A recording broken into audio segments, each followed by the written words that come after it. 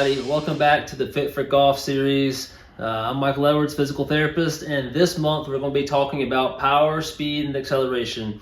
And really, these are movements that should be incorporated into a training or a golf program, but only once you've gone through the previous kind of foundations, where it's just general movement, mobility, strength. Last month we tapped into strength and talked about strength. Right now, we're going to try to take the strength that we gained last month and then convert that into power and speed. And basically, when you start getting closer to golf season, as we are approaching, you really want to start training more in golf-specific movements or the planes of movement in the golf swing. And think about, you also want to begin to increase the number of swings you start taking each week. So, whatever your baseline is, if you haven't played golf, say in 4 months, well, you don't want to go out there and start playing a whole round of golf. You want to kind of gradually increase that load. And so, again, it depends on the person. But let's have some fun and let's go through 3 functional movements that will help you gain power, speed, and acceleration in your body.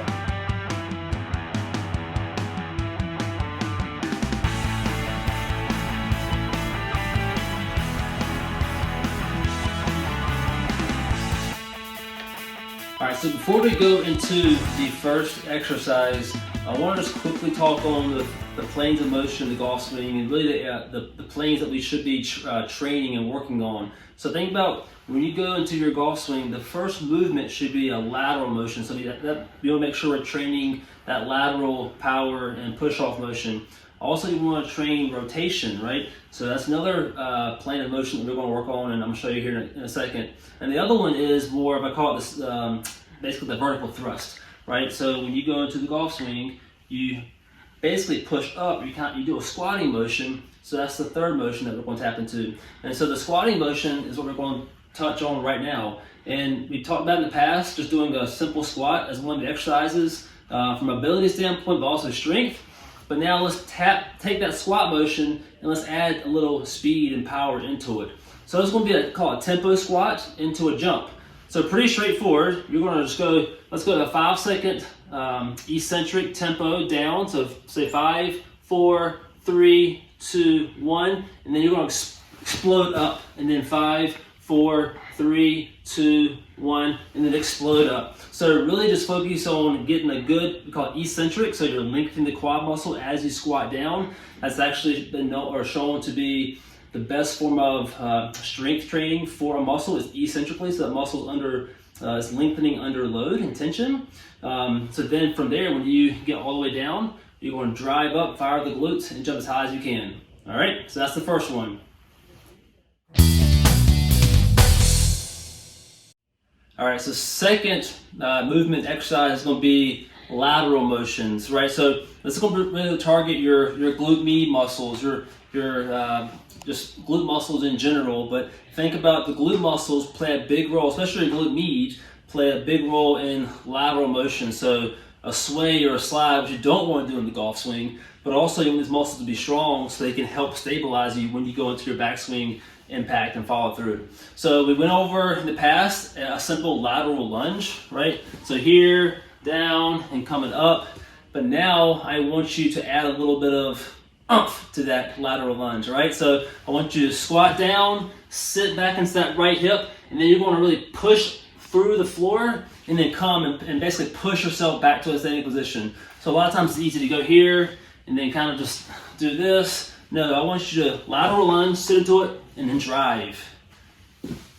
Drive. So really you should think about really pushing through that floor and feeling yourself shoot to the ceiling. So then the same thing on the other side. Lateral lunge, push. It's almost like you should be pushing so hard that you're falling off the other direction, right? So give that one a try, and let's move on to the third.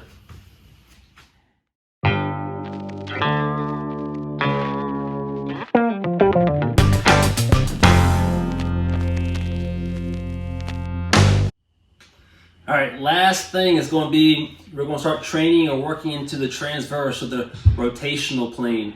And if you remember not too long ago when you had the pleasure of watching me twerk, we're going to review that motion real quick because it's very applicable to this next movement or next exercise. So think about the golf swing. right, you want to be able, or you should be able to isolate pelvic, we call it pelvic tilts, up and down, right, this motion.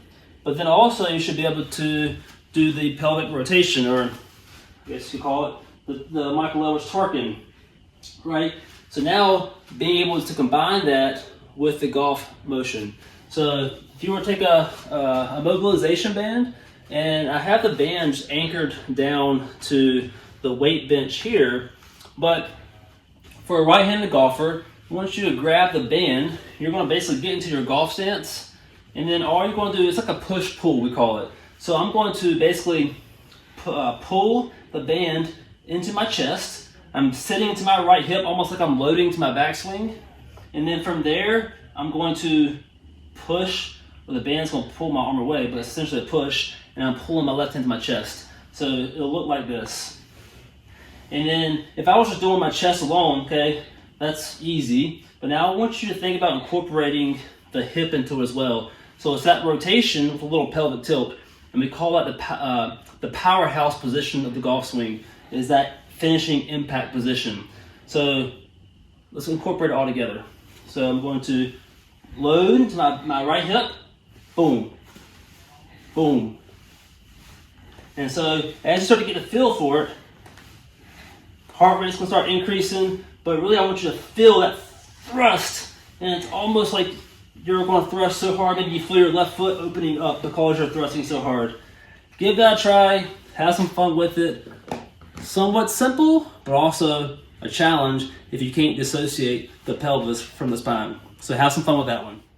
All right, so I hope you all enjoyed those 3 movements. And again, as I said in the past, these are top tier or kind of higher level, easier movement patterns that you should be at least incorporating a little bit, but it's not going to be until you come in for a full body evaluation and movement assessment where we can make these movements more specific to you, right?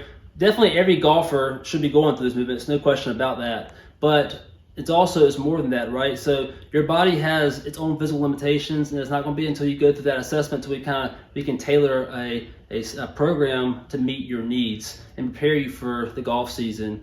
And so as we go into next month in March, golf season is quickly approaching. So if you haven't done anything up until this point and you're going to go play golf, so you got tee time next weekend, and you haven't done anything, well, no, that's when a lot of times injury will occur. And that's when I tend to see a lot of golfers is kind of that month leading up to golf, or that first month of playing golf, because nobody hasn't done anything, right? And so that's what we'll touch on next month. I'll give you some quick pointers that you can do on the golf course, on the driving range, or at the house right before you leave for your first round of golf for the season. And until next time, check me out, shoregolfperformance.com. If I can help you, email me, call me, and I look forward to seeing you in the future.